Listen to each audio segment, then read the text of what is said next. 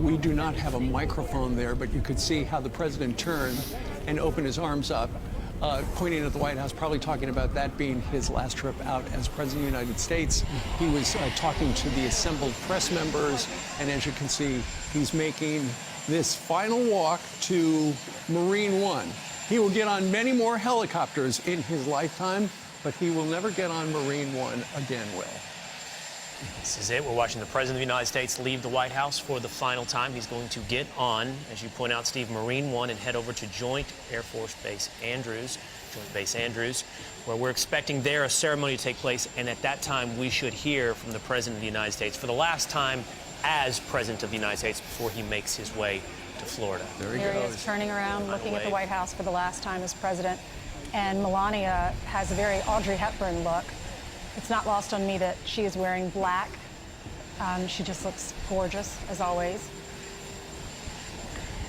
And Dana, as we look at the Air Force One, and it takes a couple of minutes to get things going, and now some of the support staff's going to go in through the back door of Marine One.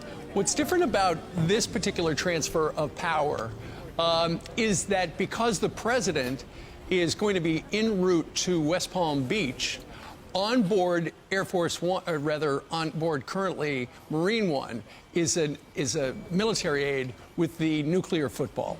And in the president's pocket is this card called the Biscuit, which has the codes and it can activate it.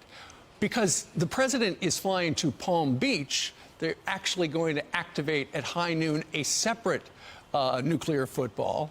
They're going to have that on the west front of the Capitol, and Joe Biden will get the card as well. So this is first time, I think, they say they figured it all out, and essentially the card that the president has in his pocket is going to deactivate at noon, and then Joe Biden's just kicks in. So that's just one of the other things making this a different kind of inauguration, Dana.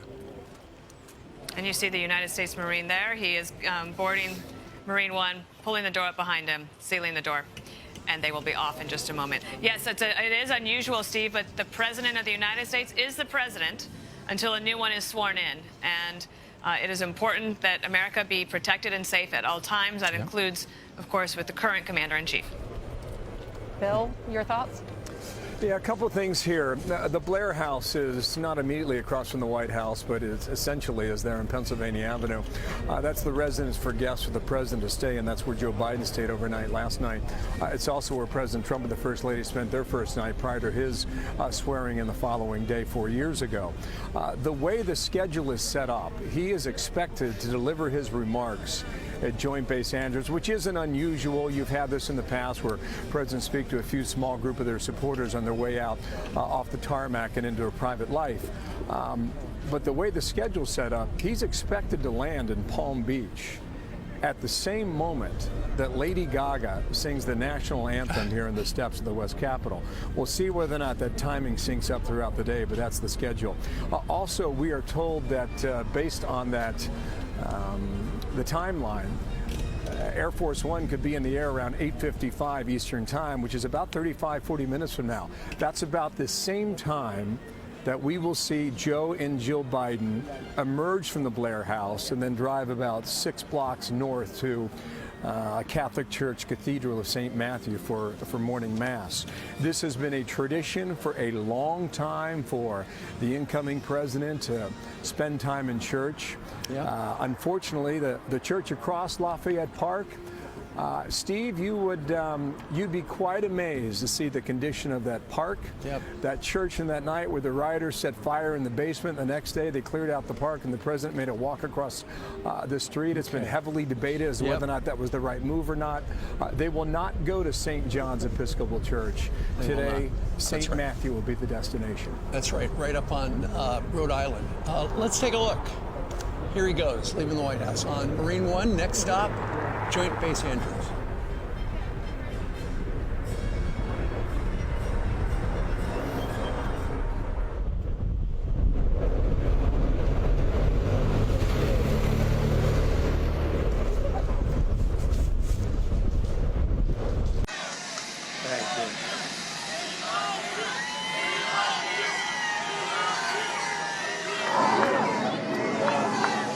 Thank you very much. And we love you, and I can tell you that from the bottom of my heart.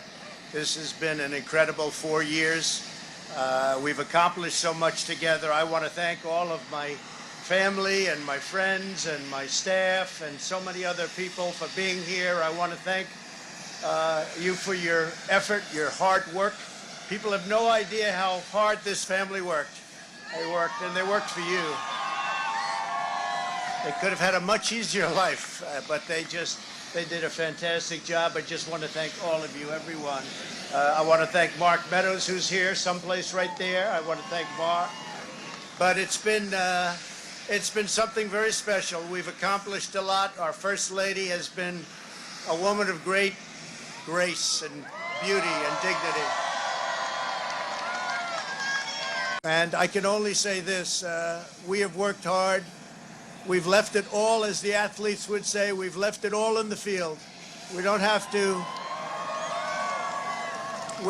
to come and say, we'll never say in a month when we're sitting in Florida, we're not going to be looking at each other and saying, you know, if we only worked a little bit harder, you can't work harder. And we had a lot of obstacles, and we went through the obstacles. And we just got 75 million votes, and that's a record in the history of sitting presidents. That's an all-time record by a lot, by many millions. In the history of sitting presidents, it's been really just an honor. I will tell you that the future of this country has never been better. I wish the new administration great luck and great success. I think they'll have great success. They have the foundation to do something really spectacular. And again, we put it in a position like it's never been before, despite the worst plague to hit since, I guess you'd say 1917, over 100 years ago. You are amazing people. This is a great, great country. It is my greatest honor and privilege to have been your president. So just a goodbye. We love you. We will be back in some form.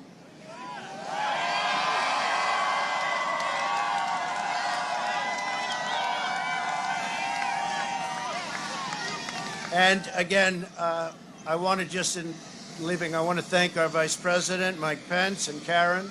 I want to thank Congress, because we really worked well with Congress, at least certain elements of Congress.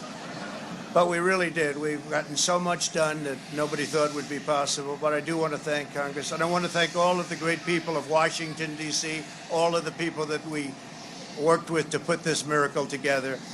So have a good life. We will see you soon. Thank you. Thank you very much. Thank you.